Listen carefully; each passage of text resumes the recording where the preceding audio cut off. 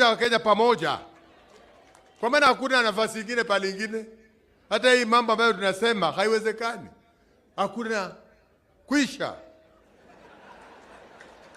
Sisi sasa ni kusema tu haleluya. Ya pili. Unajua mimi najua huyu kijana sana. Yeye anaweza kazi. Na wale mumepewa kazi na yeye, saidieni yeye. Juzi alisema anataka kupigana na corruption. Corruption haiwezi kukwisha dunia hii. Kama nyinyi ambayo mmechaguliwa na president, nyinyi wenyewe ndio mnakuwa manyang'au. You can only help him. Mtu akikuletea kitu mwambie sitaki. Then you will have helped him. Because mimi I know he can manage. With the support, he's a worker, he's strong character. Na anaweza kusema no na aseme ni no. Vile nilisikia akisema juzi, I think sasa amekata kauli. Na nyinyi mtaanguka. Ya mwisho, rise. Kitu tunataka peace. We want peace. Tumetembea katika dunia hii. Tumeona nchi ambazo zimekuwa na mashida. Siku moja tulienda Liberia na the late President Moi. Out of every 10 people, watu 4 hawana mkono ama hawana mguu. Na unajua nini inaleta hii mambo yote? Mdomo. Hakuna kitu kingine. Ukiongea ovyo ovyo. This is from both the government and opposition. Lazima tuchunge midomo yetu. Don't say something that can incite people. These people want peace. And we cannot support or help the president unless tunaongea mambo ya kuleta watu pamoja. Asanteni. Haya, wacha pia nimuite AG Emeritus, our former senator wako pia ukuje. Nafikiria niliambiwa hao wawili kuja useme kwa kanisa. Wacha aseme kwa kanisa. Tuelewane, hii ni kanisa. Wacha wasalimie.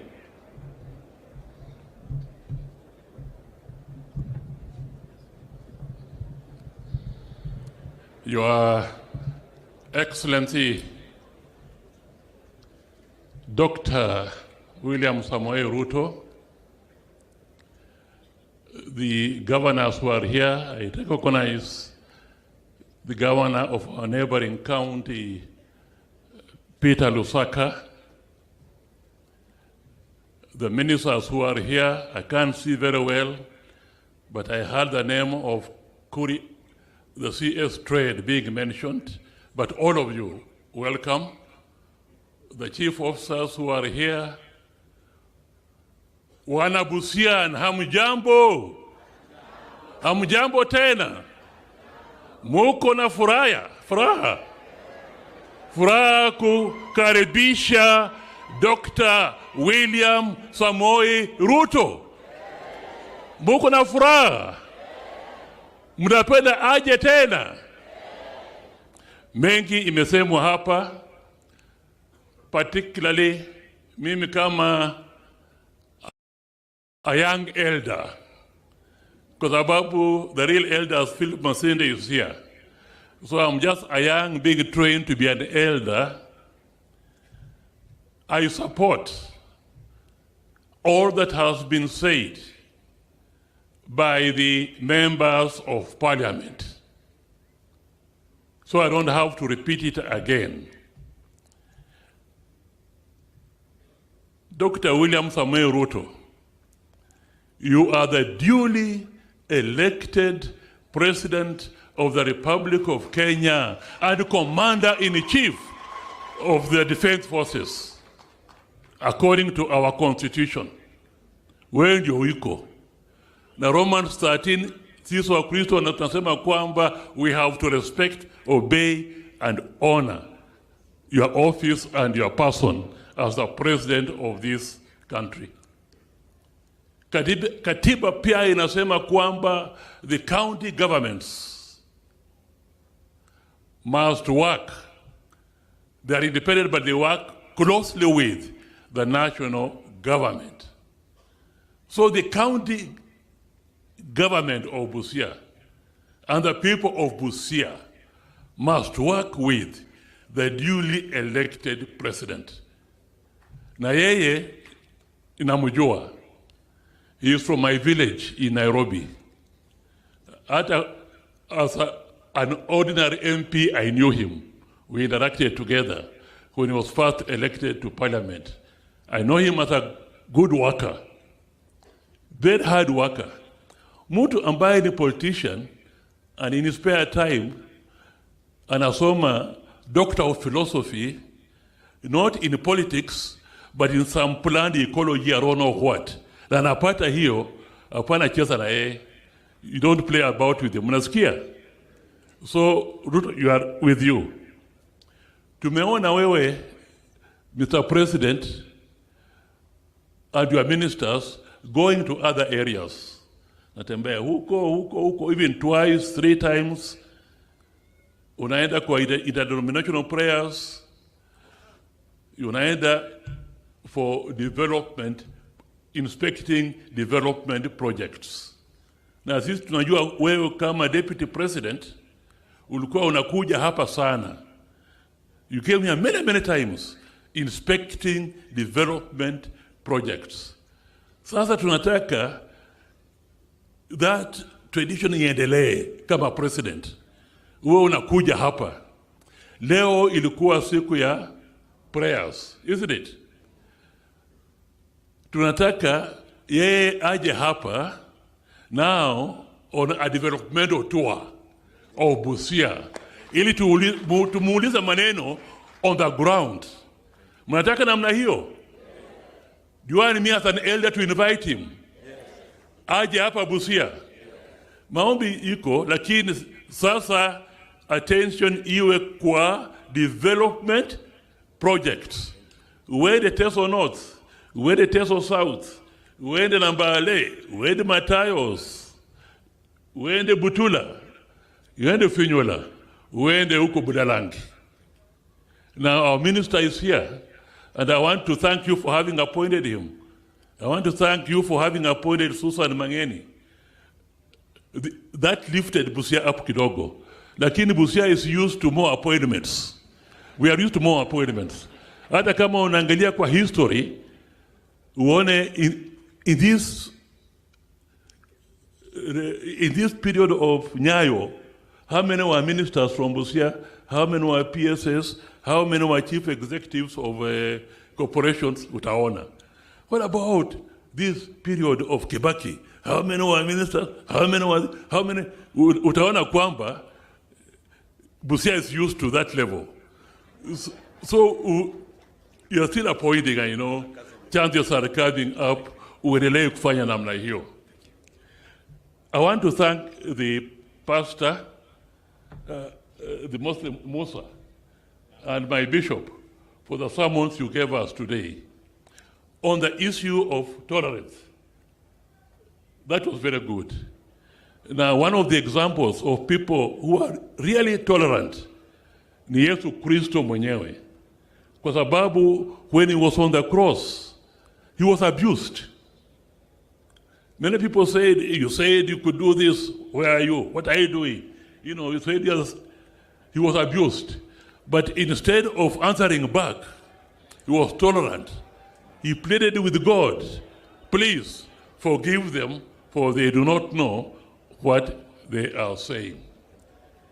Even the soldier whose ears were cut, he replaced that ear. So tolerance is there. The issue of unity, keep in focus as a Christian that in Christ there is neither Jew nor Greek. Translate to Kenya, in Christ there is neither Kikuyu, Luya, Luo, Iteso, whatever. We are all one. And if the one can be appointed on the issue of merit, well and good. Just keep in focus that. I thank you for coming. I've invited you, and I hope you'll give me a date so that I can convey to the governor when you are now coming for development projects. Haya, asanti. Nafikiria pia niliintroduce my predecessor Mheshimiwa Ojamong. Rais amesema kuja usalimie kidogo.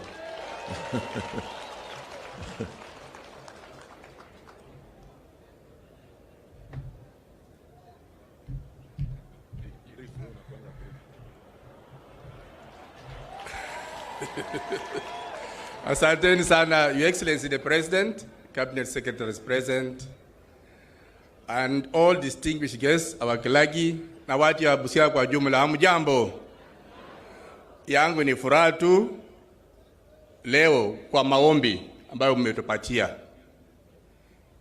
Might be I would not have set my eyes to His Excellency the President until you call these prayers, because it's long since we met. So I want to thank you people very much. Kwa hivyo, Your Excellency, sisi watu ya Busia, we shall support you. Some of us are now tumeokoka sasa.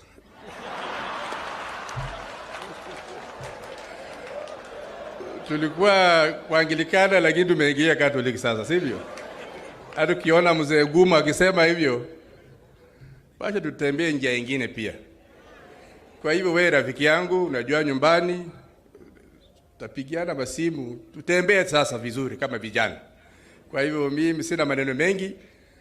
Gavana tutafanya na yeye kazi vizuri, usiwe na wasiwasi. Mimi sitakuwa gavana tena. Katiba ilikataa. Hata mkisukuma namna gani.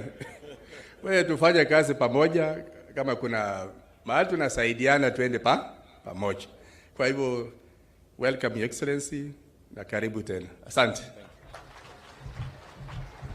Rais, si unaona nimelinda yeye mzuri? Lakini anasema pia unaweza salimiana tu na yeye. Usimsahau sana. Aliniambia hiyo. So mimi ujumbe nimefikisha. Haya, tuko pia na my deputy governor Mheshimiwa Arthur Odera, pia ni rafiki wa rais, wacha wasalimie just 1 minute. Asante sana Mheshimiwa Rais mpendwa Daktari Ruto, mawaziri mlioko hapa, kanisa takatifu, asanteni kwa maombi. Nyote mabibi na mabwana, hamjambo. Rais, niruhusu niseme mambo mawili ambayo inahusiana na kaunti yetu. Moja ni kwamba Rais, wewe unajua jiografia ya hapa, na wewe umekuwa ukisema mara nyingi kwamba tunataka kujenga uchumi, na asante sana kutupatia industrial park na EPZ. Lakini ukiangalia upande wa kusini wa kaunti yetu tuko na ziwa Victoria. Ukiangalia upande wa kaskazini tuko na mlima Elgon huko. Na hii kaunti tuna shida kubwa ya maji ambayo inakithiri kilimo. Maji, tuna shida na afya kwa sababu maji haitoshi. Mvua ya kutegemewa imekuwa nadra. Sasa kilimo, afya na shughuli nyingi zinaumia kwa sababu wa ukosefu na maji. Na huku tuna ziwa, huku tuna mlima ambao zinaweza kutupatia maji ya kutosha katika kaunti hii. Kinachohitajika ni uwekezaji tu katika maji hayo. Kwa hivyo tunaomba serikali yako Mheshimiwa Rais, kuna dam project ambayo iko Mount Elgon inaweza kusaidia maji. Kuna dam project ambayo inaitwa Ngololo Dam, ikikamilika itatupunguzia hiyo shida. Kuna Kocholia Dam ambayo iko hapo, itatupunguzia ikifanywa na serikali yako. Kuna project ya Port Victoria ambayo tunataka kutoa maji kutoka ziwa Victoria itutosheleze shida za maji. Kuna project ambayo iko Galo kuleta maji Butula kupitia Butula constituency mpaka Bumala, ambayo inaweza kutukamilishia hayo. Kwa hivyo tunaomba serikali yako ikiwezekana uwekezaji Mheshimiwa Rais, ili tupate maji ambayo itatusaidia katika kaunti hii, ili tuweze kupatia vijana ajira kupitia kwa kilimo. La mwisho, Mheshimiwa Rais, wewe, I have good memories of working closely with you. Na nikiwa mbunge, kuna mradi ulituanzishia katika Teso North. Huo mradi ilikuwa mradi wa kusaidia shule 7, TVET 1, wakulima zaidi ya 2500 ambayo inaitwa Totokakile Bridge. Hiyo wewe ulisema ifanywe, ikafanywa design, ikafanywa survey, ikawekwa kwa tenda, lakini baadaye ikatolewa. Tafadhali Mheshimiwa Rais, fikiria hayo, tukamilishie mradi huo. Na mwisho, Your Excellency President, Biblia inasema mti mzuri unajulikana kwa matunda yake. Sio matawi, sio urefu, sio upana, unajulikana kwa matunda. Na sisi hapa Busia tushaonja matunda yako na tunatamani kula zaidi ya matunda yako. Mungu akubariki. Haya, asante sana. Huyo ni Mheshimiwa Arthur Odera, rafiki wa rais, na ndio tunafanya kazi naye. Wacha nitambue tu Busia professionals. Mnaweza tu kusimama mpungie rais mkono. Busia professionals ambao wako hapa, mpungie rais. Ndio hao wako hapa. Wakina Miri kwa ndio huyo ulikuwa unaambiwa ametoka NSSF, bado unaweza mkumbuka. Niko hapa na ndugu yangu Meso pia, ulikuanga na yeye, nafikia pia unamjua. Professor wewe nilikuintroduce. Siwezi maliza nyote, lakini rais ameona professionals ndio hao. Na umeona wamekuja, si unajua. Si hata mimi nilikuwa nakufuata kidogo kidogo. Tukapangana hapo mbele. Haya, Busia Council of Elders, pale muko pia muunge mkono, msalimie rais. Asante Council of Elders, ndio wale wako pale. Kama nimesahau, asante sana including Mzee Masinde. Kama nimesahau, mtanuia radhi. Wacha pia Mheshimiwa Rais, nimetembea na mwenzangu First Lady uko hapo, wacha pia kusalimie. Salimia tu kidogo. Haya, asante. Sasa hiyo maneno tumemaliza. Sawa. Imani imekuja. Sawa. So wacha nafasi hii nimpatie Mheshimiwa Malala na uwe kwa ufupi vile tumeelewana. Alafu ndio tupeane hiyo kipindi inakuja.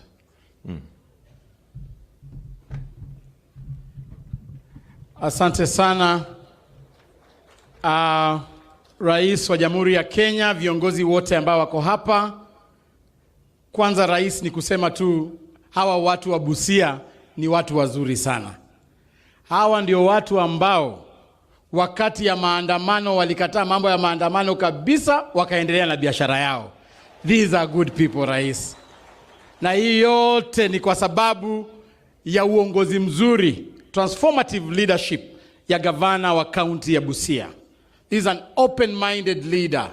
Yeye ni mtu ambaye hata kama hayuko upande moja na sisi kisiasa, yeye anafanya kazi na serikali ambayo imechaguliwa ndio alete maendeleo katika Busia County. Tunasema asante sana gavana kwa kuendelea kuwa hivyo.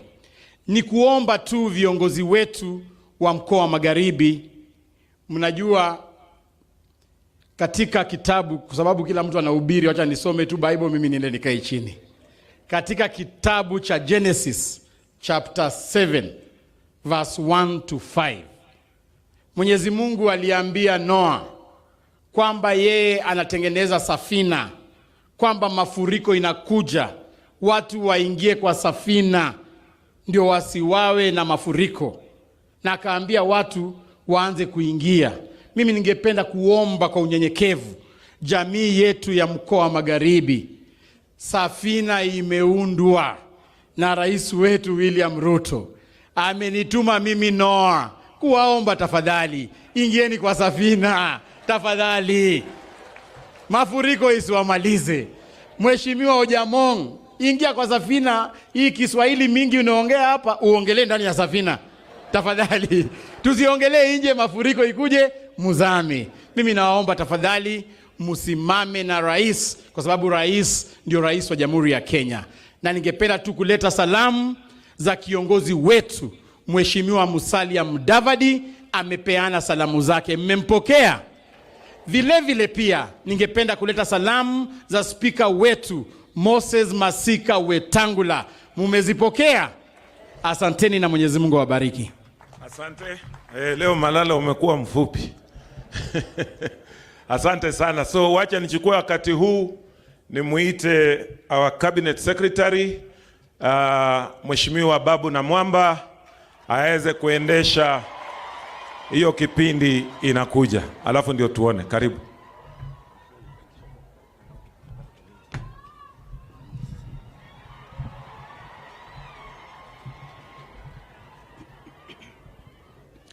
Mheshimiwa Rais, pamoja na muungano wa madhehebu na imani wakiongozwa na Askofu John Okude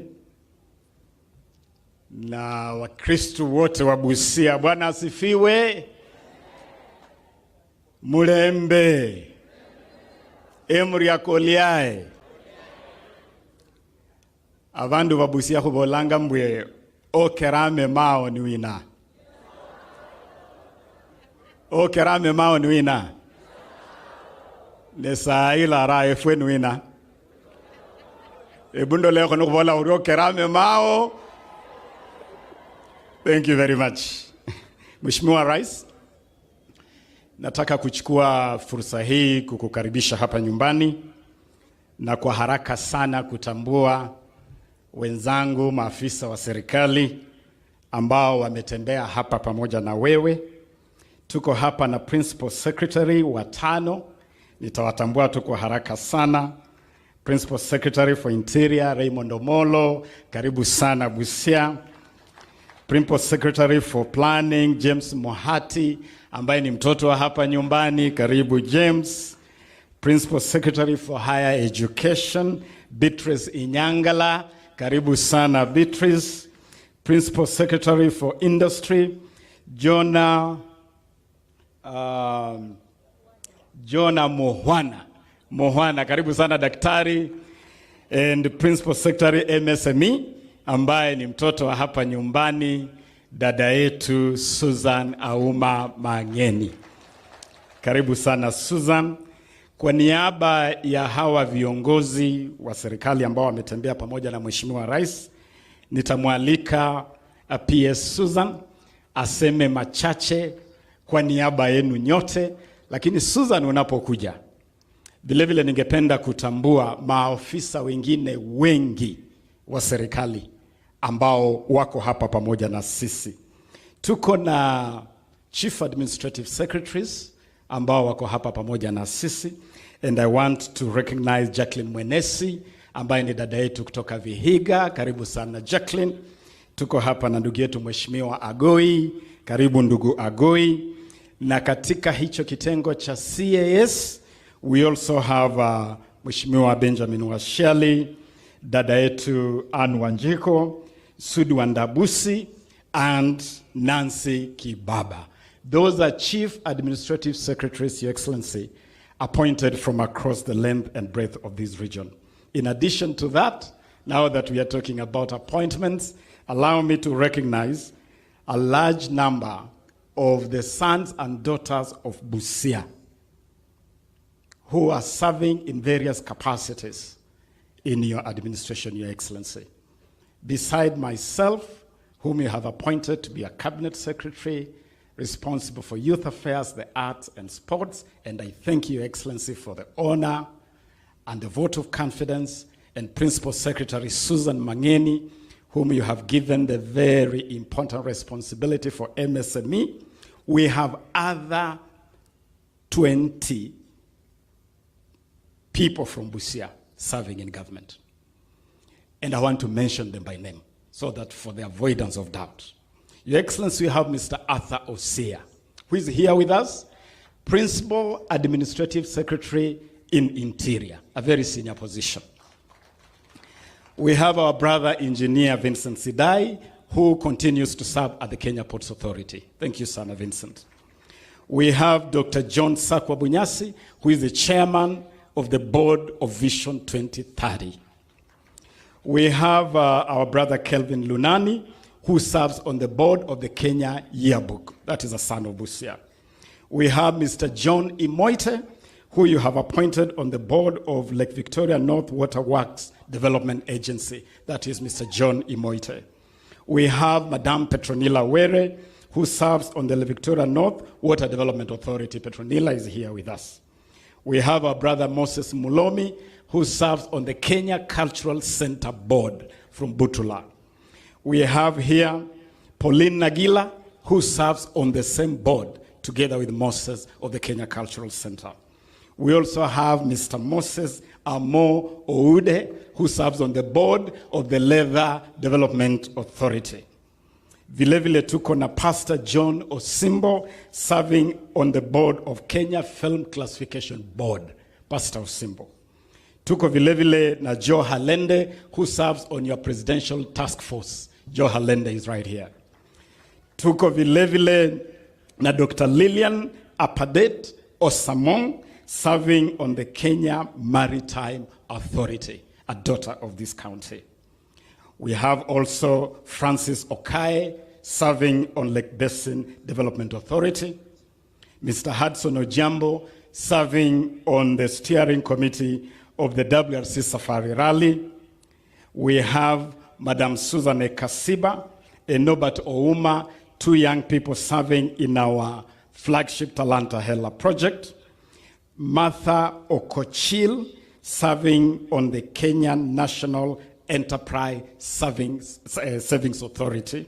And finally, Dan Emsugut from Teso North, who serves as the technical officer for the same flagship project. In total, Your Excellency, today we have 22 people from Busia County, from Teso North to Budalangi in the south, serving in your government, Your Excellency. And my brother, the honorable member for Teso North, out of these 22, 9 of them, 9 of 22, which is exactly 40.9%, are from the Teso community. Out of these appointments. And Your Excellency, without belaboring this point, it is important to say that you have made these appointments with absolutely no regard to the number of votes we gave you. Because out of about 300,000 votes cast in this county, we gave you less than 50,000. Exactly 48,800. Now, in terms of return, you have actually outdid yourself. In terms of integrating this county in your administration. And therefore, while we will always appreciate more, and should you have more, Your Excellency, more space in your administration, Busia will appreciate. Let us, first of all, appreciate these 22 sons and daughters of Busia that have already been appointed into government. Your Excellency, there is even a larger number of other sons and daughters of the Western region who you have appointed to various positions. Some of them are here. Allow me, Your Excellency, to recognize the presence of my brother Rashid Echesa, whom we have recently appointed chairman of the Water Towers Authority. My friend David Wamatsi, who serves on the board of Utalii College. My brother Anangwe at the University of Nairobi Council. Madam Sophie Nekoe, who works with me in my ministry at the National Youth Council Advisory Board as the chair of that board. She's also a daughter of this land. And Mheshimiwa Mwambu Mabonga, who is now the chair of the Insurance Regulatory Authority. Those are appointments, some of the appointments across the region. Si tuseme shukran kwa Mheshimiwa Rais jameni. Na kwa niaba yetu sote, I want to ask PS Susan Mangeni to say a word on behalf of these government officers who are here with us. Susan.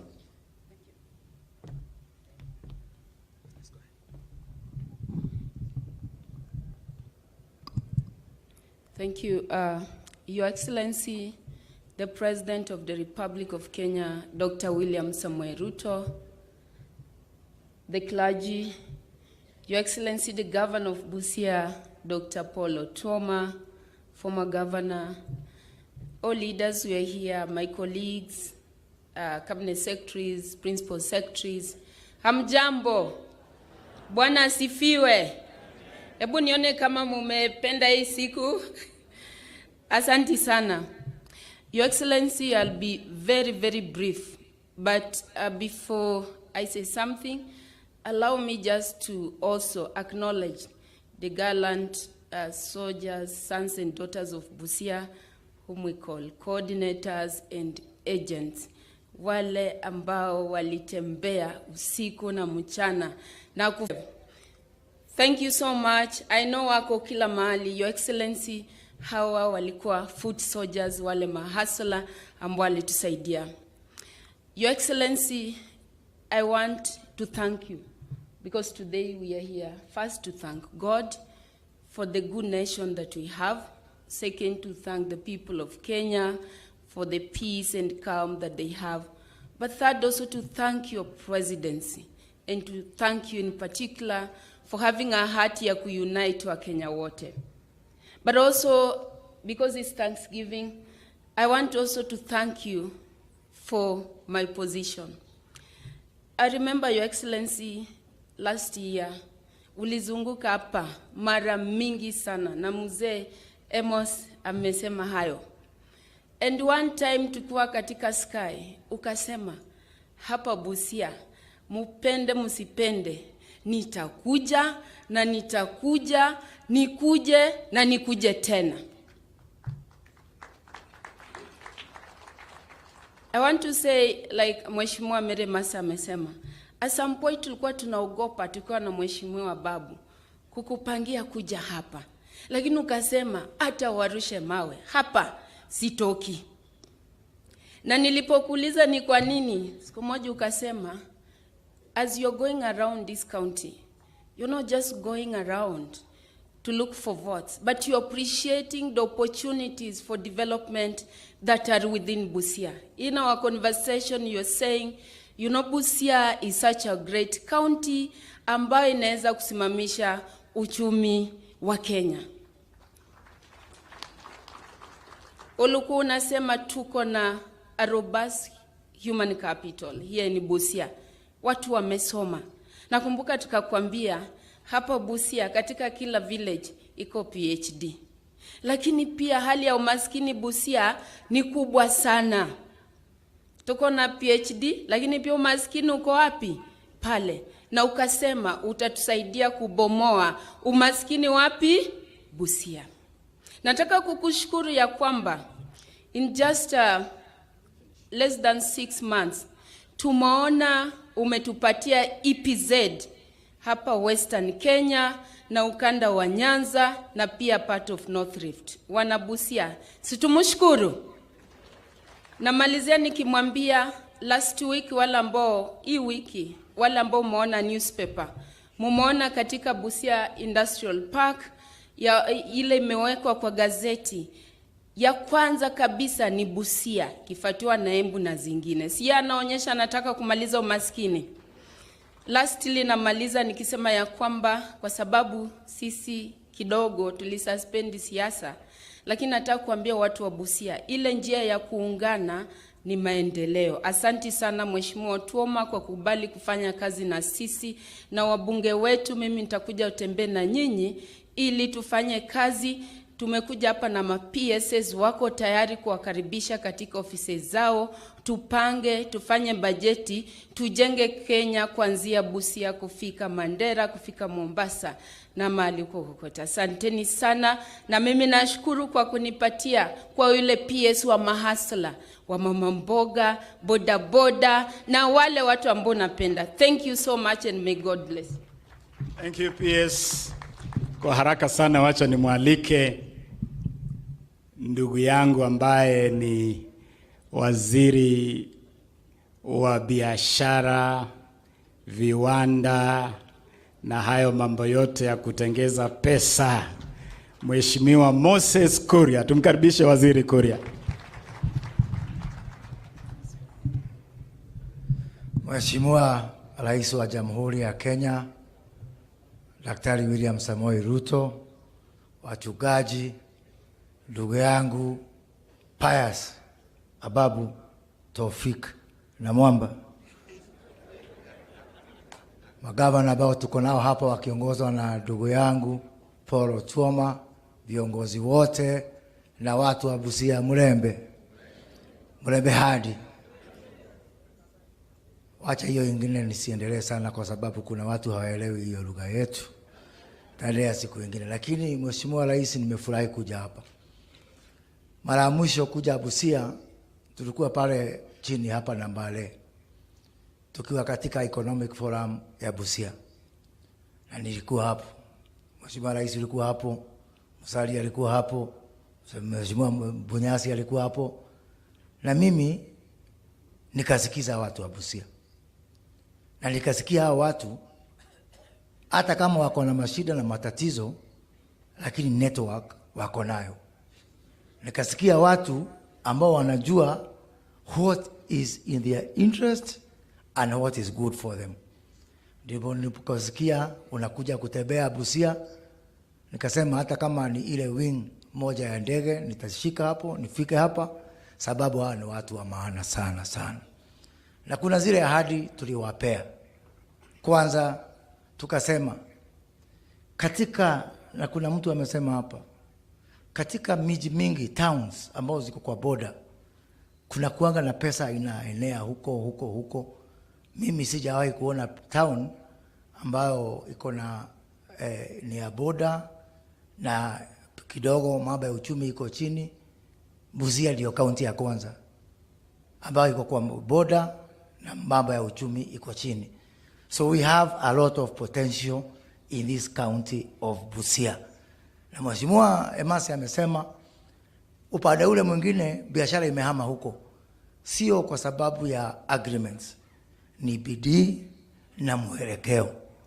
Si ati kuna kitu tumeweka na Waganda wakuwe mbele. Bidii yako ndio inatutetea. Kwa hivyo mimi naona tuko na nafasi mzuri sana ya kuamua vile tunataka. Wakati ulinipea kazi, ulinipatia mambo mawili. Ukaniambia kwanza nishughulikie mambo ya kazi, ajira ya vijana wetu. Na ukaniambia hawa wananchi hakikisha wameweka pesa kwa mfuko. Wakati tulizunguka tukamaliza, Mungu akatupatia ushindi, tukaanza ile mradi yetu tunaita County Aggregation and Industrial Park. Yaani mazao yetu mingi tunalima halafu inapotelea kwa shamba. Ingine tunaagiza huko nje, ili hali tuko na nafasi ya kukuza hizo mazao hapa na kufanya aggregation, value addition na agroprocessing. Na tukaweka mradi county zote 47. Tukianza na county 14 ambapo siku ya Ijumaa tuliweka kadarasi kwa gazeti, na county ya kwanza ni county ya Busia. Hiyo aggregation ambao tutaweka hapa na sewa itapatiana nafasi za kazi zisipungua 5,000. Yaani watu 5,000 watapata kazi hapa na sewa.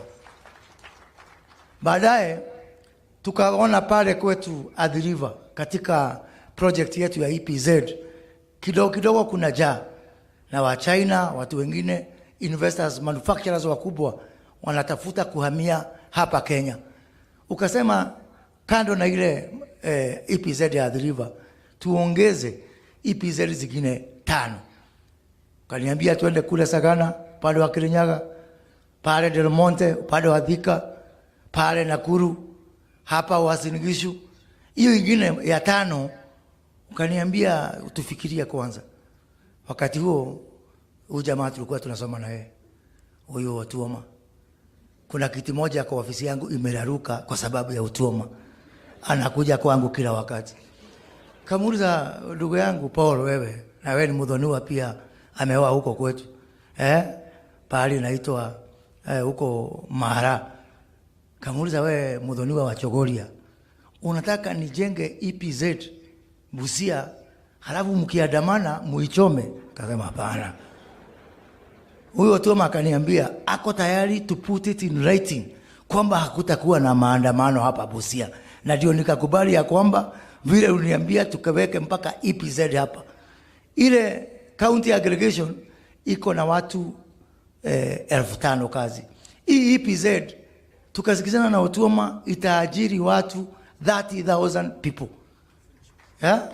Na kwa mara ya kwanza tukapata kitu ambayo mimi na Omtata kitu tunakubaliana, sio kawaida mimi na Omtata kupata kitu ya kubaliana, lakini hii maneno ya EPZ na hii maneno ya Nasewa tukasikizana, na tunataka kumwambia Mheshimiwa Omtata, ni vizuri vile ulienda kotini, na najua utaenda kotini tena. Mimi nimeleta 35,000 jobs hapa. Hiyo kotini imekuletea kazi ngapi kwa hawa watu wa Busia jamani? No, tuabiane ukweli. Mheshimiwa Oku Kaunya, unajua wakati nilikuwa huko Angurai tukuwa na Papa Odera, niliona vijana wako na bidii sana na wakatufukuza na mawe. Lakini hiyo 35,000 kutakuwa na watu wa Teso, wa Angurai, wa Simbachai na watu wote wa Busia, tuungane pamoja, tuendeshe nchi ya Kenya mbele, tuache siasa ambayo haina mwelekeo. Nikimaliza, my namesake anaitwa Musa hapa, amehubiri, amesema ile matoleo ambao Kain na Abel walitoa, wakati matoleo ya Kain, kuna kitu mimi tu moja nimesikia. Alisema wakati matoleo ya Kain ilikataliwa, Mungu alimwambia Kain, sasa kukataa matoleo ni kitu ya kufanya maandamano. Sijui kama hapa mmesikia. Mungu abariki na Mungu alinde. Asante sana.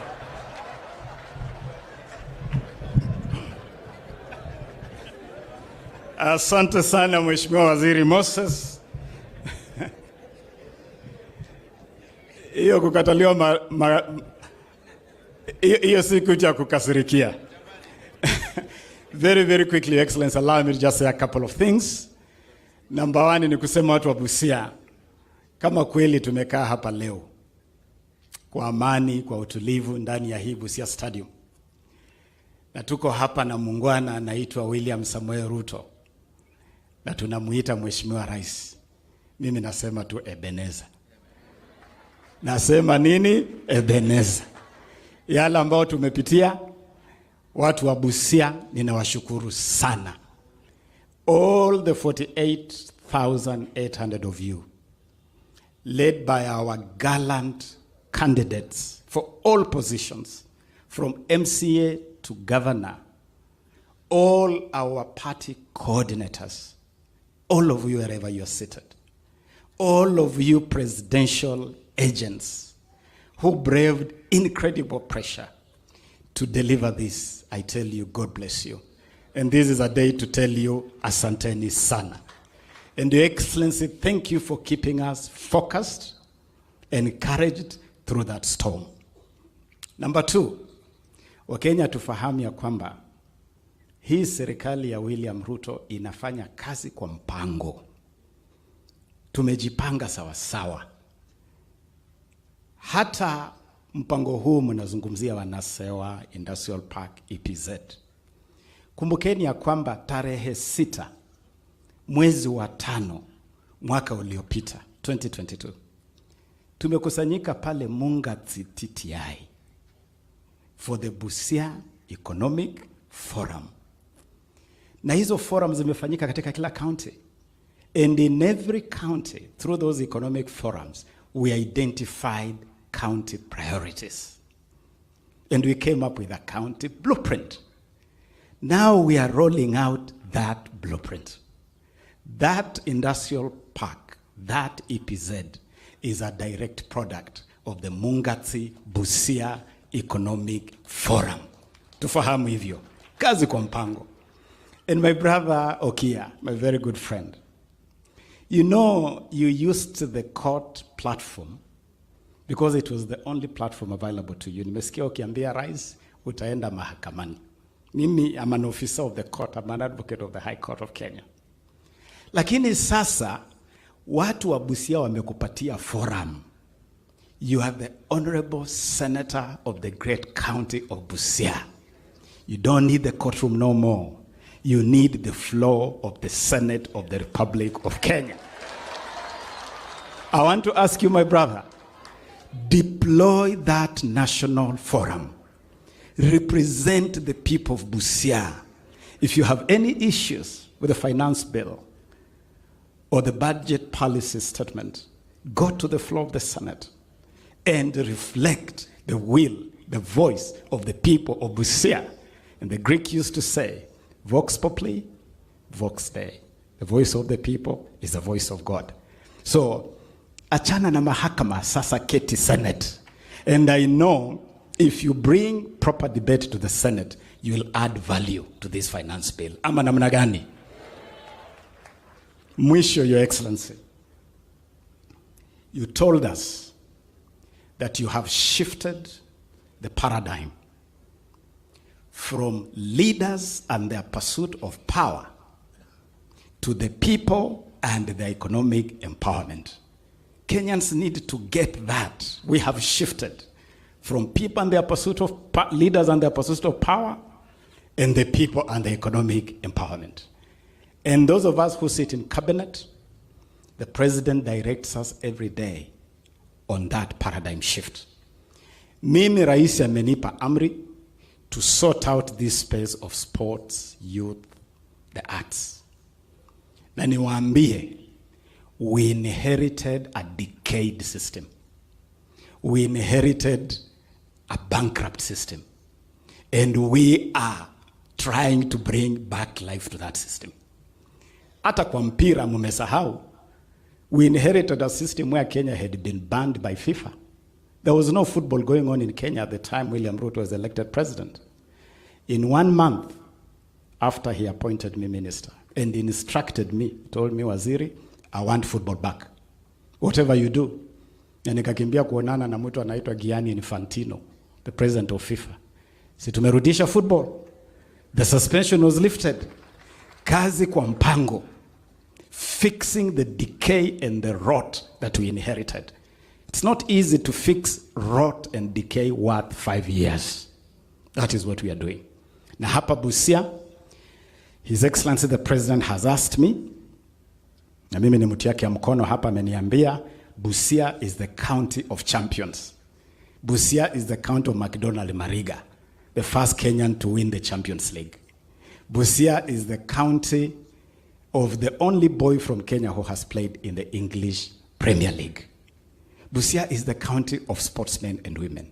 So he has told me we must have proper sports infrastructure in Busia. Na nimezungumza na gavana, my brother. Nimekuja hapa, Your Excellency, on your instructions. I have inspected this Busia stadium. But we have agreed with Paul, as the governor, that because what we want in Busia is not a small, ordinary stadium, in honor of the great heritage of Busia as a sporting county, the county will fix this stadium. Itafanya marekebisho kidogo to make this stadium playable. But the county has now donated 50 acres as part of the Nasewa ecosystem, where we are going to construct a new sports city. And so it is going to be called Busia Industrial Park and Sports City, with a whole sporting ecosystem. And Your Excellency, we are ready. Governor has already written to me, offering the 50 acres of land. And so the people of Busia, good things are coming. Lakini kazi kwa mpango. Kazi namna gani? Kwa mpango. Thank you, Your Excellency. Makofi. Sumesikia hiyo maneno? Mambo ya stadium, mambo hiyo ingine. So wacha nichukue nafasi hii nimuite pia ndugu yangu jirani, former speaker na tena Governor Ken Lusaka of Bungoma Diocese.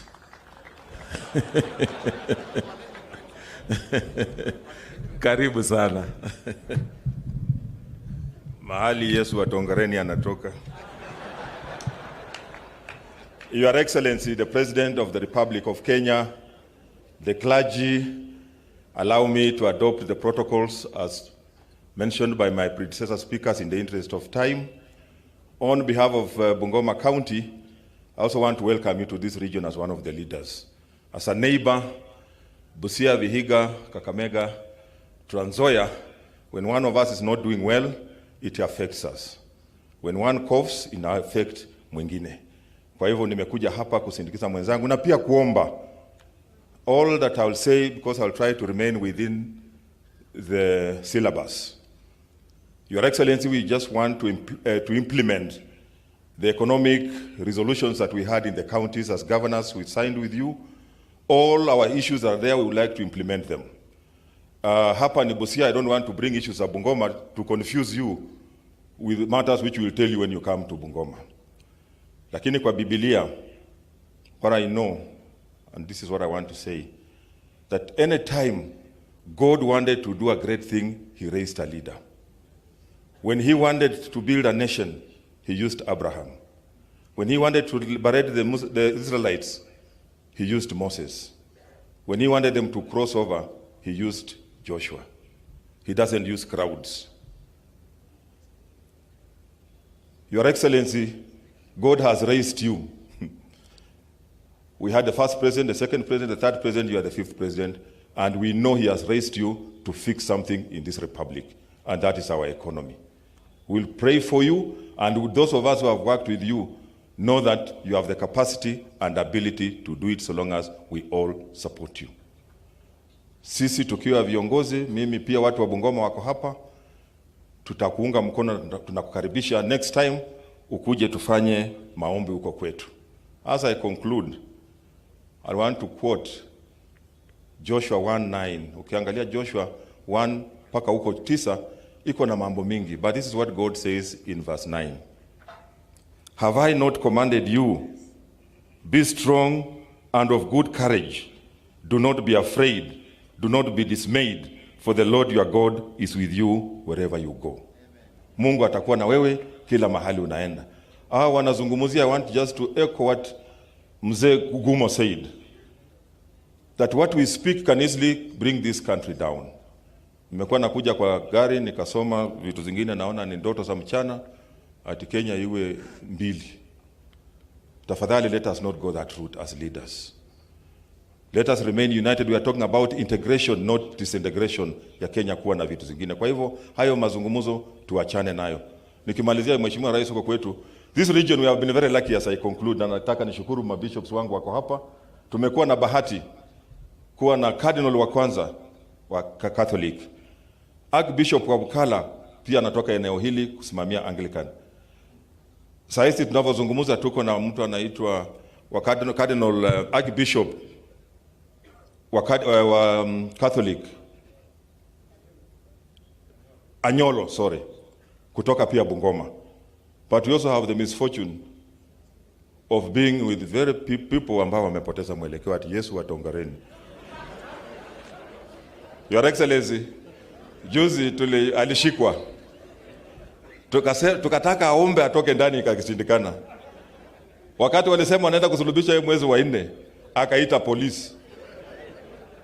Akasema yeye atasulubishwa mwezi wa 7. Time is not a strategy. Mwezi wa 7 unakuja, tunangoja kauri kama atasulubishwa. Your Excellency, may God bless you. Asanteni sana. Asante sana. Mheshimiwa Rais, mimi sitakuwa na mengi. Viongozi wa Busia wamezungumuza na pia tumezungumuza na wewe na tukakubaliana leo itakuwa siku ya maombi na kutoa shukrani, na tutakuwa na siku ya kuzungumuza na kutekeleza mipango ya maendeleo ambayo tayari wale viongozi wamezungumzia. Nimeshukuru sana ndugu yangu, rafiki yangu Moses Kuria. Bila umesema sangine uelewanangi na umutata kwa mambo ingine, mimi pia ingine nilikuwa sielewanangi na wewe. Lakini kwa hii ya kufufua uchumi na kutafuta wawekezaji na kuhakikisha kwamba we open new frontiers for Kenya to make that quantum leap, hiyo tutashikana kama chanda na pete. The things you are doing now, that is how Korea left us. That is how Malaysia left us. Na hapa Busia nimefanikiwa kupata wageni mbalimbali. Nimekuwa na Japanese ambassador, nimekuwa na European Union ambassador, na wote wako interested na hii mpaka. Na wakikuja hapa, jambo moja ambalo huwa linawashangaza sana ni hilo jambo umesema. Sio kawaida watu wa mpaka duniani mzima kuwa na hali ya uchumi ambayo haifaidhi wananchi kama hapa Busia. Na saa ingine inawapatia wasiwasi, kwa sababu hii ni kama gateway ya biashara in Eastern Central. So kule wale ambassador wana report mambo hapa vile iko kwa border. Lakini sisi wenyewe ambaye tumekaa hapa iko pahali kitu ilienda wrong. Na hiyo ndio tunajaribu kuretrace. Because we saw what Korea did, we saw what Malaysia did, we saw what Singapore did. Tunaona hii kazi unajaribu kufanya. Wengine hawajaishika vizuri. Lakini mimi unajua network nilishika kitambo. Kitambo kabisa. And that's why I aligned. There is no free lunch in this world. Watu lazima tutafanya kazi. If you produce nothing and you expect to fight poverty, hiyo ni kama ile ndoto tu. You must be productive. The wealth of a country depends on the productivity of its people. And that's what you are trying to say. Tunaweza kufanya nini so that we stimulate production? Na hapa vile mmesema, ile information imekuwa, there is no use of reinventing the wheel. Raia ni ule ule tu. Hakuna raia wa county government ama raia wa national government. These are Kenyan citizens. So shida zile tuko nazo hapa ni kufufua uchumi. Busia hapa we have been producing nothing. Zamani tulikuwa tunatoa pamba, mohogo, njugu, hii vitu yote ilififia. Ukiangalia kwa utamaduni wetu, kulikuwa uwezi kuenda kwa boma yoyote ukose granary. Isiaki. Kwa Teso wanaita adera. Edula. Hiyo ilikuwa a must. You must have some food store somewhere. Hiyo kitu tulipoteza network pahali. Na sasa njaa imetuingilia. Uchumi imekuwa mbaya. Tumeangalia 80% of our land is good for agriculture. Ni mambo kidogo tu. Hii tunafanya na kadro, kuangalia vitu ya acidity, kupima nini. Lakini hiyo mambo tumesema kwamba sisi tutagrow edible crops. Edible oil crops. Njugu, simsim, soybean, palm oil. Hiyo tuko aligned. Na tumefanya feasibility study wenyewe. Tumetumia hiyo karatasi. Na hii mambo yote rais yako nayo na wewe uko nayo. Na hata Mangeni Susan nako nayo. Hiyo feasibility study tulifanya. Na tumejua tu tukifanya hiyo vitu peke yake 10 billion shillings zitaingia hapa from nothing. Tuko na statistics kila kitu. So ni jukumu letu, na nimeambia viongozi wetu MCAs wako hapa, that in each we must have ward-based economic recovery program. Ukutoka kwa ward tukipanda na tusaidiane, na tutatoa watu wengi sana kwa ufukara. Juzi last week Mheshimiwa Rais tulikuwa tukue na mkutano Nairobi ya county zile zinakuza pamba, na ukaarisha kidogo, lakini najua itakuja because we are ready. Tumeanza kuweka watu kwa cooperatives through the wards so that we fund them through that process. Tumeongea na wewe, nilikuwa na wewe ukiwa hapa Siaya. Ulitoka Homa Bay, ukaingia Migori, ukafika Siaya hapa ukanichenga. Haukukuja huku. Tukakuwa na wewe hapa tu Siaya. Ukasema utaleta matinga kwa Orengo nini? Nikamwambia naye Busia namna gani. So ingawaje leo hiyo ulikuwa umeenda mkutano ya maendeleo. Tukatoka na wewe hapo tukaenda Kisumu, tukakaa hapo kidogo ukiongea mambo ya maendeleo. Nikakwambia hata Busia unajua tuko hapa kwa kona. Ukuje pia tuongee maendeleo. Leo tumekuja mambo ya Thanksgiving, and you have given us a promise, and I know you mean it, that you will now come when we are implementing these programs ambao zimezungumziwa. I don't want to repeat because najua utazungumuza. All the way, our ambition is to make Busia the biggest rice producer in Kenya. Kutoka huko Budalangi tukikuja. And it is going to happen. Na wewe unajua hiyo mipango. Because there is almost 20,000 acres if we do that project very well. Tutakuwa tume-add almost 20 billion shillings in the economy of Budalangi kuliko hii milioni 800 ambayo mchele inatoa. So tukiongeza na hii ingine tutakuwa tunaendelea sawa. Mambo ya infrastructure hawa wamezungumuza. I don't want to be labor. Hii barabara yako umeiona mwenyewe kutoka kwa hewa. We want it to be a gateway vile tumeelezwa hapa. So that these people, these visitors who also come here, hii puzzle ni ya kwamba why is Busia poor? And yet Busia was not in that league. Wakati wa babu zetu hatukukuwa kwa hiyo league. We were producing things, they were educating their children, they were doing so many things. So hii generation haiwezi kupoteza network. Na vile uko na bidii, na mimi na wewe unajua, hii siasa ndio saa nyingine tunachengananga tu hivi na hivi. Lakini at personal level, we have no issues. So tunasemanga tu wewe shika njia yako, saa nyingine hivi, lakini tunapatana. Now wewe ni president, na Otuoma ni governor. Sasa iko barrier nyingine hapo. Hizi serikali lazima ziunganishwe. County government na national government. Na tufanye kazi. Ama wananchi mnataka namna gani? So mnataka hiyo maneno? Otuoma anaongoza county government of Busia. His Excellency Dr. Ruto, national government. Si basi atuletee ile vitu ya national government na Otuoma ongezee za county na Busia take off. Ama iko kitu ingine? Si iko namna hiyo? Mheshimiwa, najua muda ni mdogo na tutakupatia write up. Na wananchi msiwe na wasiwasi kwamba sijaguza kila kitu. Lakini nataka kuzungumzia swala la bodaboda. You know,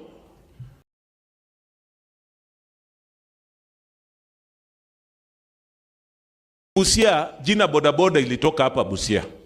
We are the originators of this wrong with the way that economy is structured.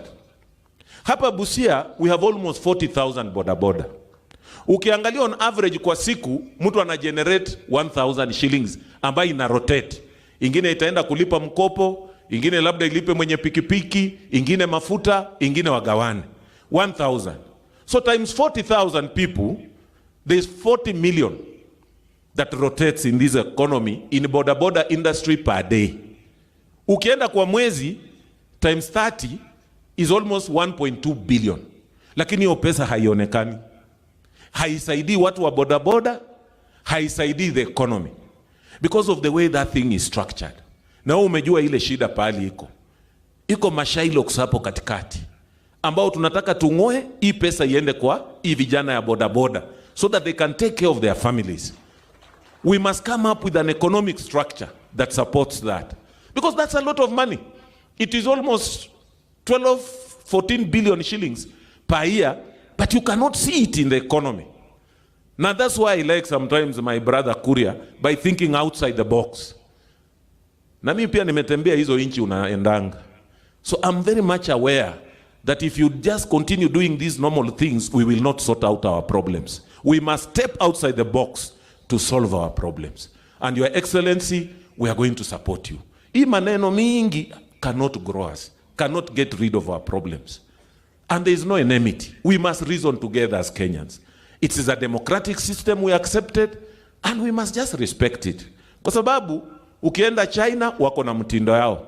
Ukienda Russia, wako na mtindo yao. Hii ndio mtindo yetu ya Kenya. Hatuwezi adopt ingine. So we must just respect it. That once politics is over, we put our energy to do those things that we said we want to do. Because governments exist for the best welfare of society. But governments don't just exist for the sake. And I think that's the oath we normally take when we take office. Me as Otuoma as an individual, naweza kuwa na maoni yangu tofauti. But Otuoma as a governor, I owe fidelity to the constitution and the rule of law. And we must respect it. Kama mimi nimetambuliwa ni governor, mpaka tu nitatambua wengine. Nitasema Masi ndio MP ya Teso South. My brother Waluke huyu, tumekuwa na yeye hata pia iko sawa. Na hii vitu isitugawanye. Hata rais, Mimi nikianza siasa tulikuwa na yeye kwa ODM. Unakumbuka Mheshimiwa Rais? Lakini tukakuja mambo ikageuka, wewe ukaniambia wewe baki hapo, bado network yako bado inashika hapo. Wacha mimi nijipange. Nakumbuka in 2017 saa ile nilikuwa kwa category ya mandugu zangu wako hapa. Unakumbuka tulikuwa tunafuata wewe kila mahali. Ndio usura usisahau. Ndio ukanikumbuka kidogo ukaniambia wewe shikilia hapo. Na tukasema sasa ona wewe ni raia na mimi ni deputy president. Na nikasema ndio hivyo tu, ndio hali ya siasa. Nikavumilia miaka hiyo 5, ndugu yangu Jamonga akaendelea.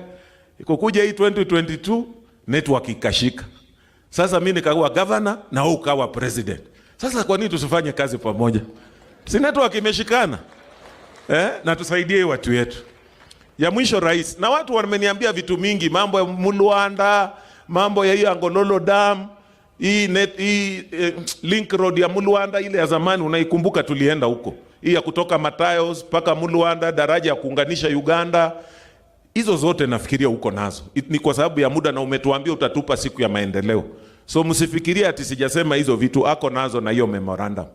Ya mwisho Mheshimiwa Rais, sasa ile tunaongea hii mambo yote, nataka kuomba hivi. Najua utakuja. Lakini mimi nataka kuomba madaraka ijayo tufanyie hapa Busia. Naomba the next Madaraka Day celebration tufanyie hapa Busia. Haya tuende kazi. Tupange hiyo maneno. At least let's have a national holiday. Na wakati huo tutakuwa tunakuja kuonesha watu kwamba hizi vitu tulikuwa tunazungumuza sio sarakazi. Ni kazi itakuwa imefanyika. Inajua kuna mambo utasema hapa nini imeanza. So mimi naomba hiyo, that let us have a national celebration hapa Busia. Na siku hiyo tuta showcase how Busia looks like.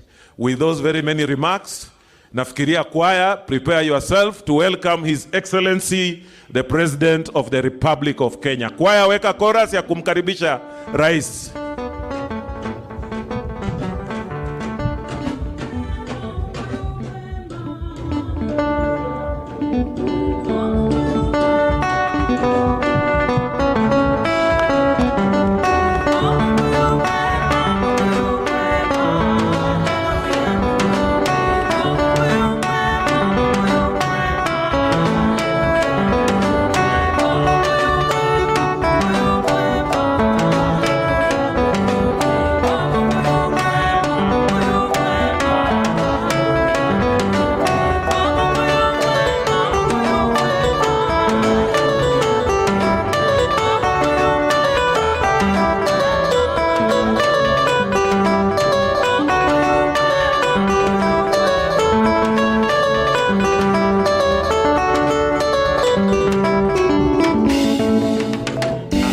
Aya, asanteni sana. Watu wa Busia tunaweza keti chini. Baba wetu maaskofu mlio hapa na wachungaji na masheikh, ndugu viongozi wote wenzangu na wananchi wa Busia, hamjambo? Busia hamjambo? Busia mulembe? Busia emulia koliae? Ebu kwa mikono nione. Bwana Yesu asifiwe. Asalamu alaikum.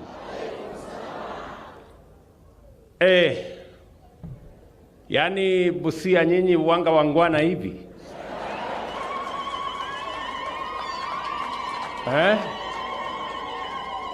Hii ni mara yangu ya kwanza kufika Busia. Mkutano yenye haina msukumano.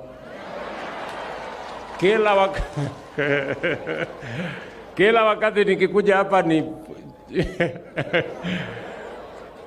wanga na kizungumkuti hapa.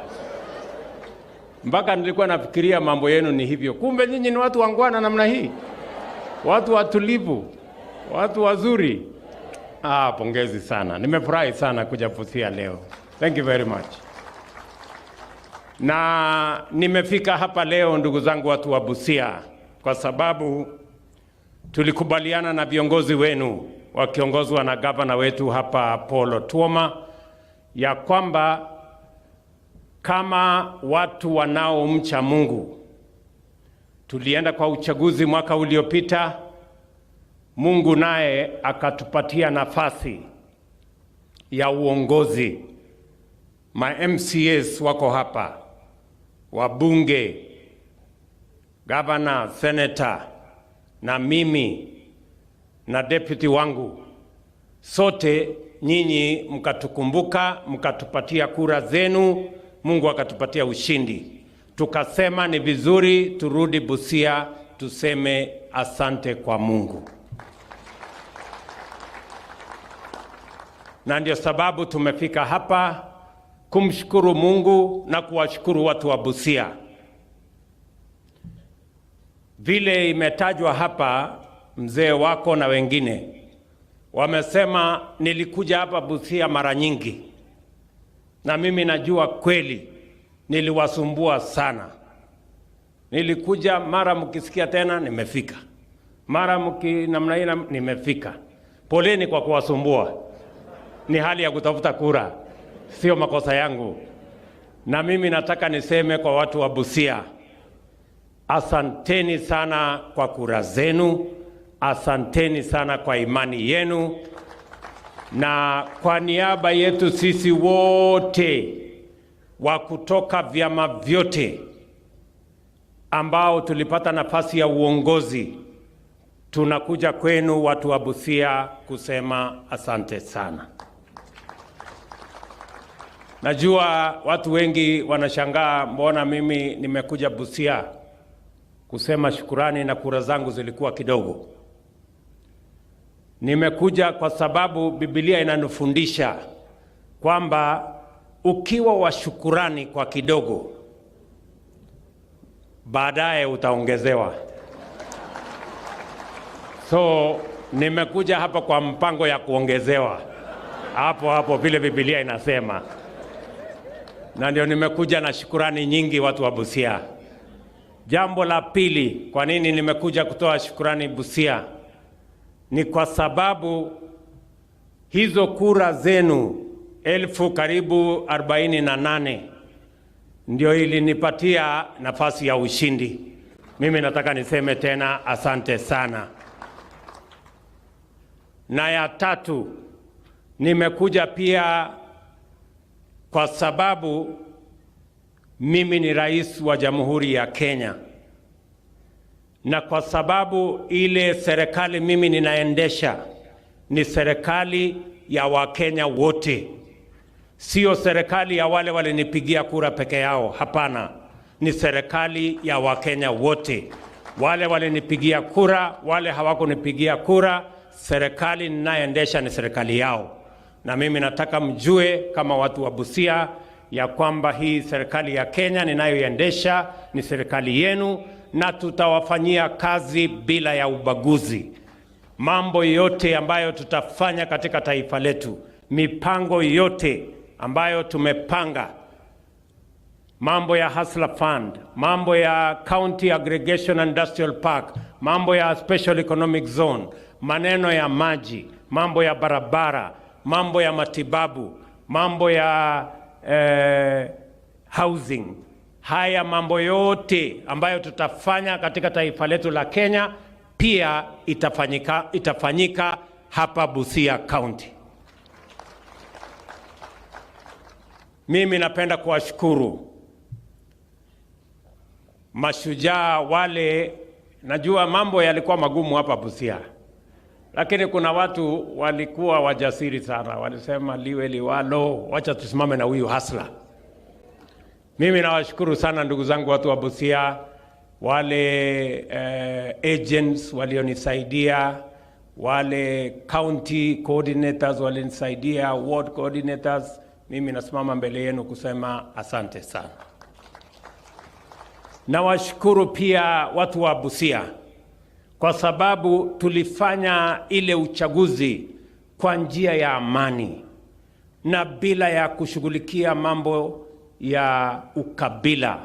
Tukajitengenezea historia kama watu wa Kenya, na dunia mzima leo Kenya inaheshimika kama nchi ya demokrasia tunaweza kufanya mambo yetu ya uchaguzi, na tunaweza baada ya uchaguzi tukaungana na tukafanya kazi pamoja kupeleka taifa letu la Kenya mbele. Na ndio mnaona sisi tumekuja hapa leo na tumesimama mahali moja na gavana wenu ambaye alikuwa upande wa Azimio, wabunge wenu, MCAs wenu, wale wa pande zote, na sisi sasa ni team moja ya kupeleka taifa la Kenya mbele na tupeleke Busia mbele. Mimi nataka niwashukuru kwa sababu ya umoja ambayo tumehubiriwa. Leo hapa Busia nimesoma mambo ya maajabu. Nimeenda mahali nyingi na nikakuta interfaith wengi, lakini sijakuta kiwango kama hii ya Busia. Nafikiri counties zingine watakuja kusoma vile Waislamu na Wakristo na wale wote wanaweza kufanya kazi pamoja kwa ibada moja, tukishirikiana sote pamoja. I want to say in a very special way, thank you very much, the interfaith group in Busia. You have demonstrated to us the true spirit of unity and the true spirit of religion bringing all of us together. Asanteni sana. Watu wa Busia, viongozi wenzangu wameongea kwa kirefu. Kuna mambo mengi ambayo nimeongea, hata ingawaje Paul anasema hajasema. Huyu Paul Otuoma ni rafiki yangu na amenisumbua sana. Wacha niseme tu kweli. Aniwachi kwa simu, nikikosa kuchukua simu anaandika SMS. SMS ikishindikana anatafuta WhatsApp. WhatsApp ikikwama anatafuta mtu yangu ya mkono, anasema mwambie huyo mtu natafuta yeye. Na yote hayo ni kwa sababu ya mambo ya Busia County. I want to tell you, the people of Busia County, huyu Otuoma ni mtu wa Azimio, si ni kweli? Lakini I want to tell you, you have a good governor. Ni mtu wa bidii. Mara hata kama ananisumbua kwa ajili ya watu wa Busia na maendeleo yao. And that is important to me. Ndio mnaona wakati tumetangaza, kwa sababu iko katika mipango yetu, tulikuja hapa Mungatsi, tukaketi chini na watu wa Busia, tukawauliza kabla ya uchaguzi, tukawauliza tunataka mtupatie maoni yenu ya yale mambo yakifanyika Busia itabadilika. Mkatueleza mambo mengi.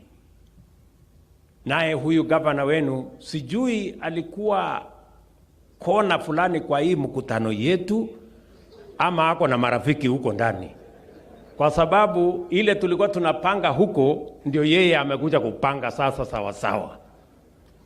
Na ndio sababu hata juzi wakati tumekubaliana, na mimi nataka munielewe watu wa Busia, tulikubaliana ya kwamba hii Busia lazima tuibadilishe. Hata mimi kuja hapa mara nyingi ni kwa sababu I could see the potential in Busia County.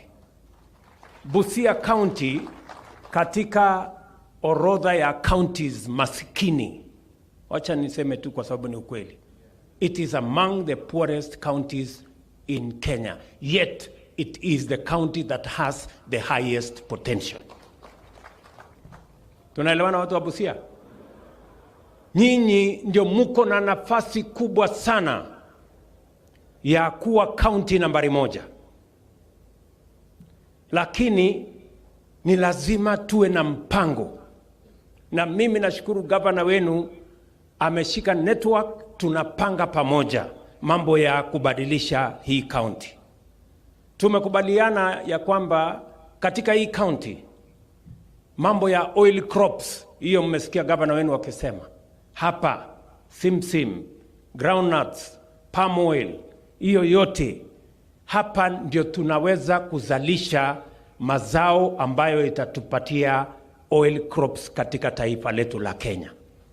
Na mimi nataka niwaeleze watu wa Busia, kwa sasa tunaagiza kila mwaka, tunatumia bilioni 100 kuagiza edible oil kutoka nchi zingine, na Busia inaweza kutuzalishia hiyo edible oil tukiipanga vizuri. Why on earth would we be importing edible oil worth $1 billion or 100 billion Kenya shillings every year when we can grow it in Busia County and in the western part of our country? Tumeketi chini na gavana wenu, tumekuwa na mpango ya sawasawa, tutamtafutia mbegu, tutampangia ile mambo ambayo inahitajika, na yeye atajipanga na nyinyi hapa chini, tusaidie wakulima wetu, ndio badala ya kuagiza edible oil kutoka nje, tuzalishe hapa Busia, ndio muwe na pesa mfukoni na sisi tupate chakula katika taifa letu la Kenya. Ndio sababu vile vile katika mpango yetu tumekubaliana tunajenga County Aggregation and Industrial Park. Nimeketi chini na governors wote wa Kenya. Governor Otuoma akakuwa governor number 1 kusema mimi niko tayari. Ndio katika ile tulitangaza last week, ile Moses Kuria alitangaza, ametangaza 14 counties mahali tunaanzia. Ile ilikuwa nambari 1 kwa hiyo 14 counties tunaanzisha ni Busia County. Hapa tunajenga County Aggregation and Industrial Park ya milioni 500. County government, na mimi nataka nishukuru MCAs wako hapa. MCAs kupitia kwa governor wenu wameweka pesa 250 million. Sisi tutaweka 250 million. Ili tusaidie wakulima wa Busia wasiangaike wakati wamezalisha chakula, wasiangaishwe na brokers, wasisumbuliwe na makatel, tuwe na mahali wanaweza kuleta mazao yao, tuwe na cold rooms, tuwe na value addition, tuongeze dhamana, vijana wapate ajira na vile vile wakulima wapate pesa zaidi bila ya kusumbuliwa na wakora huko katikati. That is the plan that we have. And I want to say to the people of Busia County, hiyo mpango nataka nishukuru county government yenu inashirikiana pamoja na sisi. Mumesikia vile vile kwa sababu ya kupanga mambo ya ajira. Ile Dongo Kundu tumeweka special economic zone. Pale Athi River tumeweka special economic zone. Hapa Naivasha tumeweka special economic zone. Lakini haitoshi. Bado tuko na vijana wengi hawana nafasi ya kazi, na tuko na watu wengi wanataka kuegeza katika taifa letu la Kenya. Ndio tukaamua tukasema tuongeze export processing zones zingine 5. Kati ya hizo 5 ambayo tunaweka katika mpango yetu ya sasa, shilingi bilioni 1 ni yanasewa hapa Busia County. Na ni kwa sababu tunataka kuondoa kaunti ya Busia kuwa kaunti maskini, tuipangie kazi, kilimo, mambo ya aggregation, mambo ya special export processing zone, ndio tupange ajira ya vijana, tupange mambo ya maendeleo ya Busia wakati tunapanga mambo ya maendeleo ya Kenya. Tumekubaliana vile vile viongozi hawa wenu, tumeongea mambo ya town hii ya Busia iko na changamoto, na mimi nataka niwaulize ndugu zangu watu wa Busia, kwa sababu hii ni border town, mimi nataka niwaulize kwa unyenyekevu, muwe waangalifu hapa, tuipangie vizuri. Nimeshukuru governor panua sasa barabara. I want to promise you my friend, hiyo barabara tukimaliza budget, mimi naweka pesa ya kufanya dualing ya hii barabara kutoka Busia kwa border mpaka pale inaitwa Korinda ama inaitwa nini? Korinda, na baadaye nitasukuma tuone kama itaweza kufika na Mbale. Vile vile border town ya Malaba iko na msongamano mkubwa sana ya magari. Saa zingine hata inatutia aibu. Pia hiyo border town, tukimaliza budget yetu ya mwaka huu ya Malaba, tunaweka pia dual carriageway ili tuweze kuondoa hiyo msongamano na tuweke hali ambayo biashara itaendelea katika border town ya Malaba na border town ya Busia. Haya ni mambo ambayo tungekuwa tumekamilisha zamani, lakini kwa sababu ya siasa hapo imechelewa. Lakini it is never too late to do the right thing. So we will do it.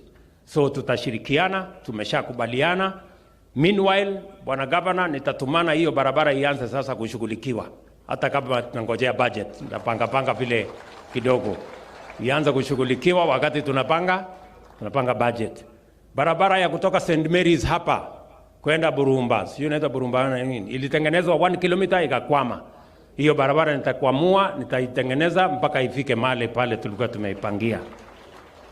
Barabara ya kutoka Busia hapa kwenda mpaka Alube iko 40%, nitahakikisha kwamba tunaikamilisha.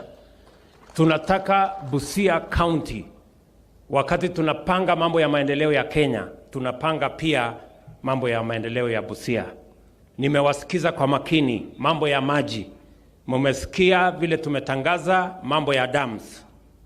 Dam ya Ngololo hapa, dam ya Mount Elgon ambayo itakuja maji mpaka sehemu hii, dam ya Kocholia, hiyo dam zote tunapanga dams 100 kubwa, tunapanga dams zingine 1000 zile ndogo, na tunapanga ponds, water ponds, almost 3,800 katika wizara yetu ya maji, and we are going to align with what the county has so that as we do what we are doing nationally, we are also finding the bearing in every county so that we can support every county. Tunaelewana jameni?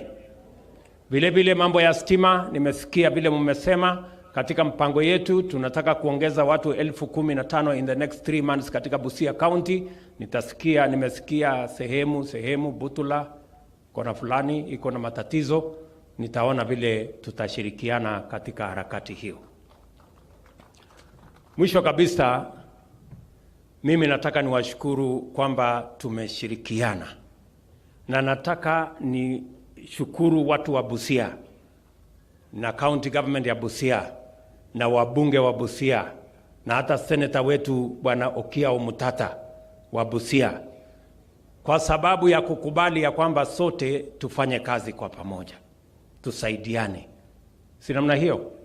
Mambo ya uchaguzi jameni, tulimaliza. Ile kazi imebaki sasa sio kushughulikia tena viongozi, sasa tushughulikie wananchi. Hawa mahasla watu wa Busia sasa ni nafasi yao tuwapangie mambo yao. Na katika hii budget, wacha niseme vizuri na munisikize kwa makini. Katika hii budget mimi si wazimu. I know what I'm saying. Na mimi si lewangi. Sio kama tunaelewana.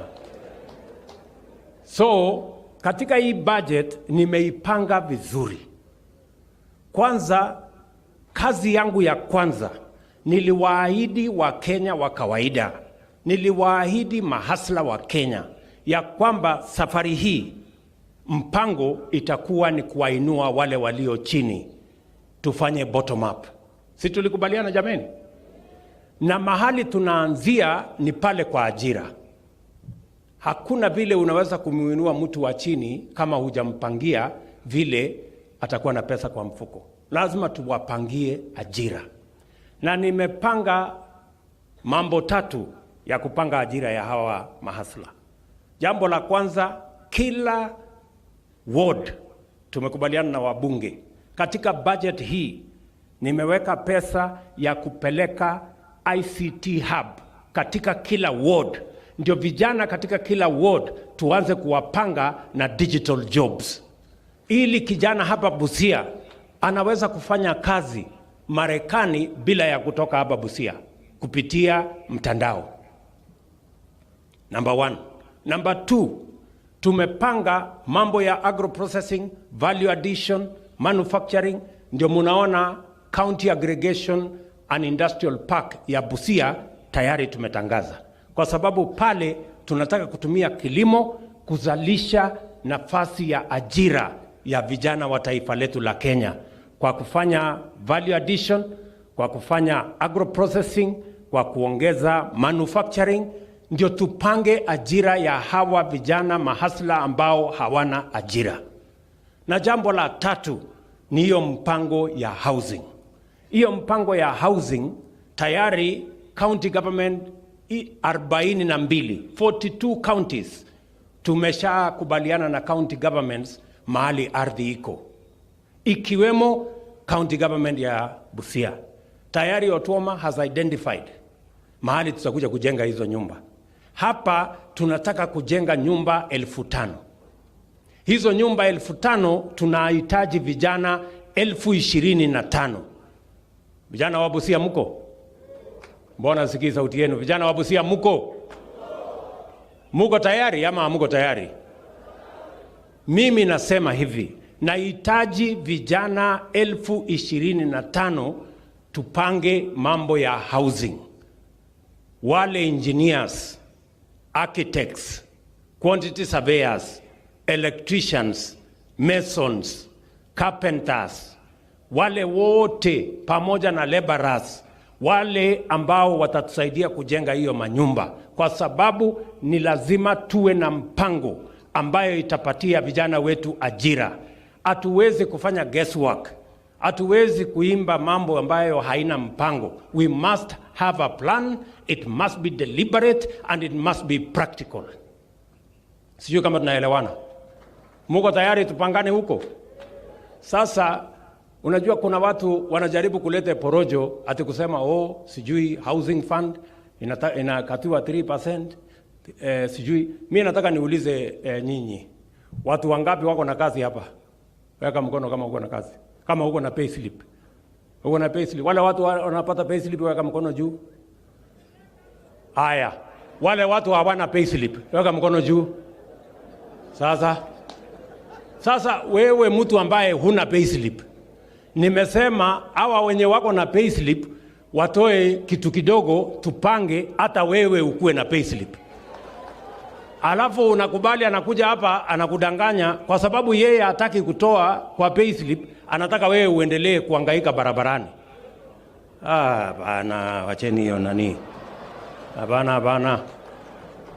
Jameni, mimi nataka niwaulize nyinyi viongozi tulio hapa. Sisi tukue na utu.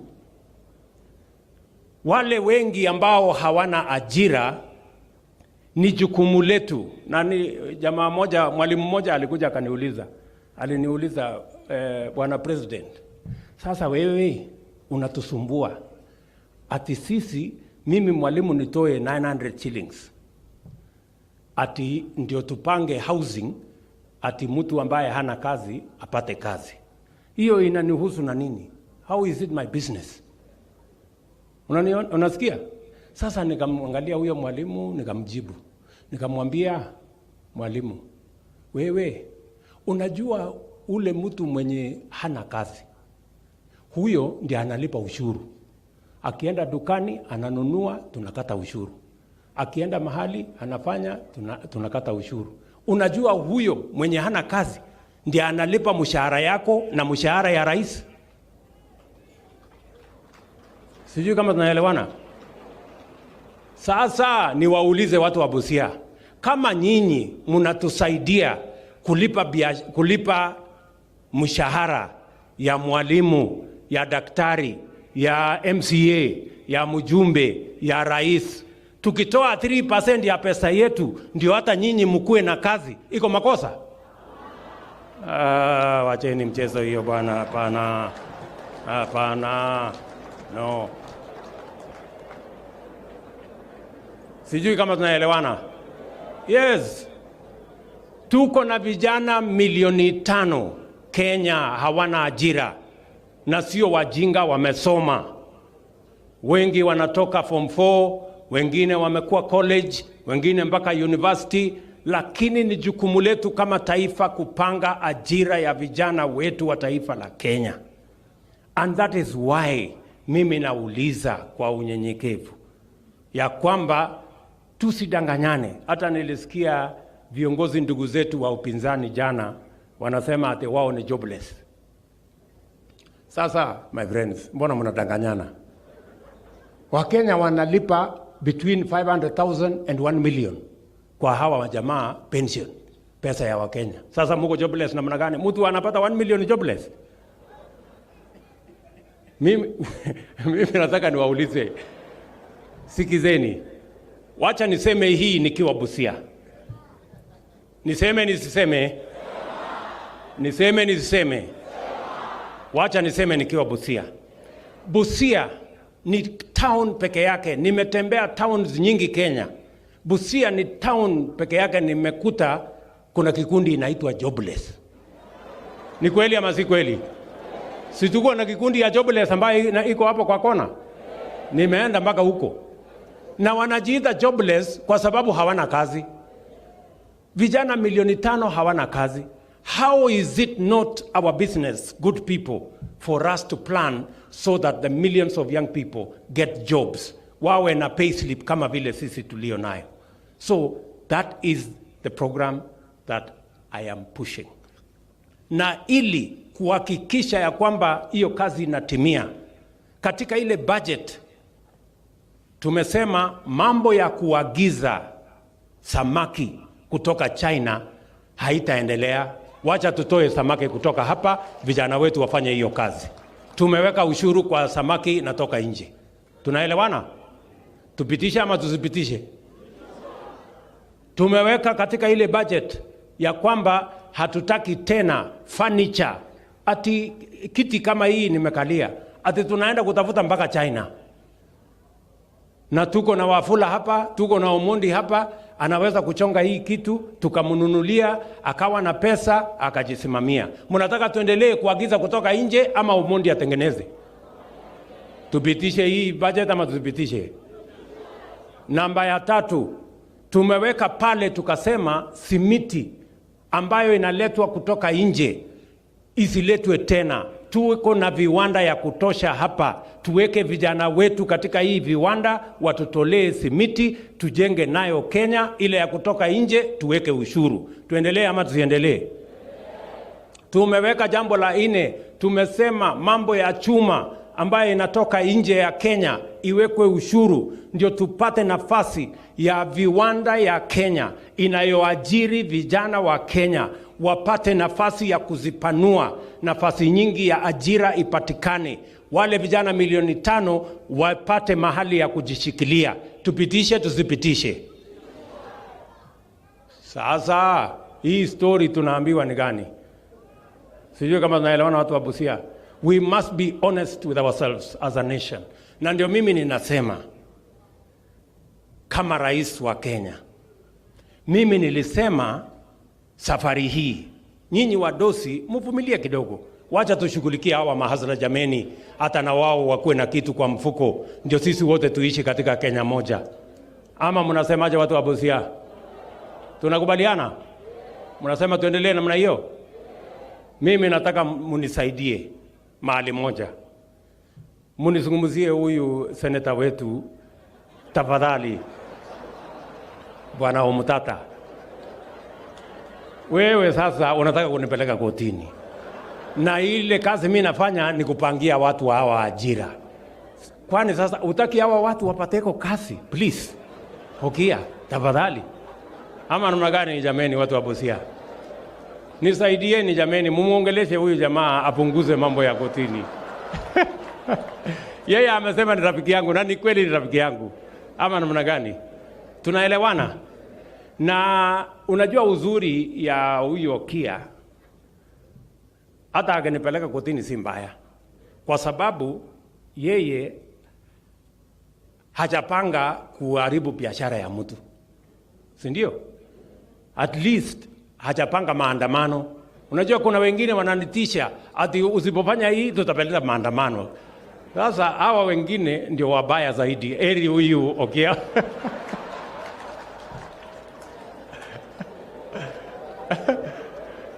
Eri huyu at least akinipeleka kotini, hakuna kibanda ya mama itachomeka, mboga ya mtu haiwezi kuharibika, biashara ya mtu haiwezi kuharibika, tutang'ang'ana na yeye huko kotini. Ama namna gani? So lakini ile kitu mimi nataka niulize, as a nation we must think as a nation. Sijui kama tunaelewana. Na sasa wewe ukia wale watu wa handshake wenye walikuwa wanapanga mambo ya vyeo, mambo ya nini ya wadosi, haukuwapeleka kotini. Mbona wewe unataka kunipeleka kotini mimi nikipanga kazi ya mao mahasla? Si unaona unanionea tu bure. Wale ndio ungewapeleka kotini kwa sababu walikuwa wanatusumbua.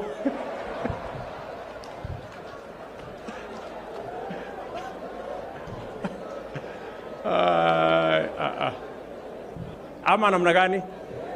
Si huyo kia ndiye angepeleka wale watu ya kutupelea BBI sijui nini akatusumbua, si angepeleka kotini? Awali nisamee kidogo nipange mambo ya mahasla please. Hawa watu wakishakuwa na ajira watajipanga, watakuja kujitetea kotini, haya lawyers wakuja wajitetee kotini. So otherwise watu wa Busia, mimi nimefurahi sana kufika hapa, na vile nilikuwa nakujanga Busia nitakuja tena na tena, na nimekubaliana na viongozi wenu ya kwamba kuna hospitali hapa tumejenga.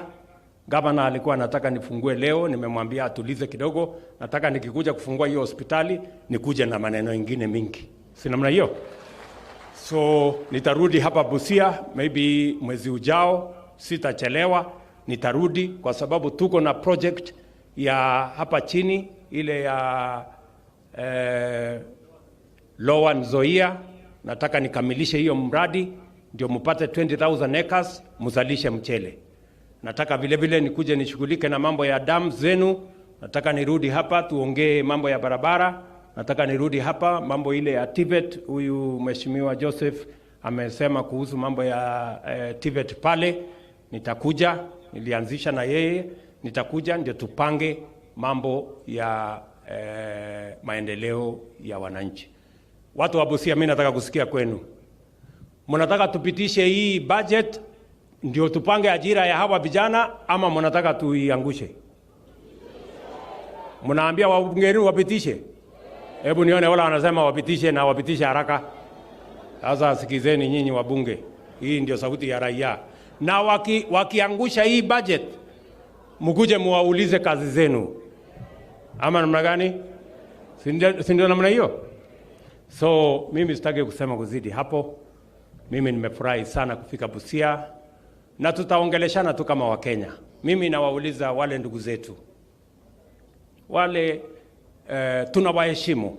They are our friends, they are our elder brothers, they are our fellow leaders. Nataka niwaulize tafadhali, hata kama tuko na maoni tofauti. Maoni tofauti ni njia ya demokrasia. Tusipeleke maoni tofauti tukaharibu amani katika nchi yetu, tukawagawanya wa Kenya, tukalete fujo, tukaharibu biashara ya watu. Hiyo haitakuwa ni demokrasia. Hata kama tuko na maoni tofauti, I have absolutely no problem being criticized, people giving alternative opinions. That is the beauty of democracy. I want to listen to what others are saying. I want to listen to the opinion of others. We must find, vile ndugu zetu hapa wamesema, tutafute namna ya kuchangia mawazo so that a good idea gives way to a better idea.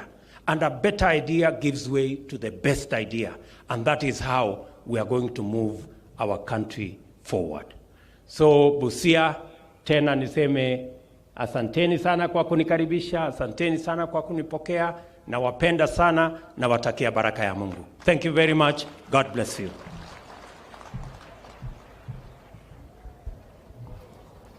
Asante sana, asanteni sana. Tuine mikono yetu juu, tuine mikono juu, tuine mikono yetu juu. Mikono hii yote tumwagie baba wetu, tubariki wao. Umemwagia? Babu, si hamjafanya. Tuinueni tena. Wachungaji na mashehe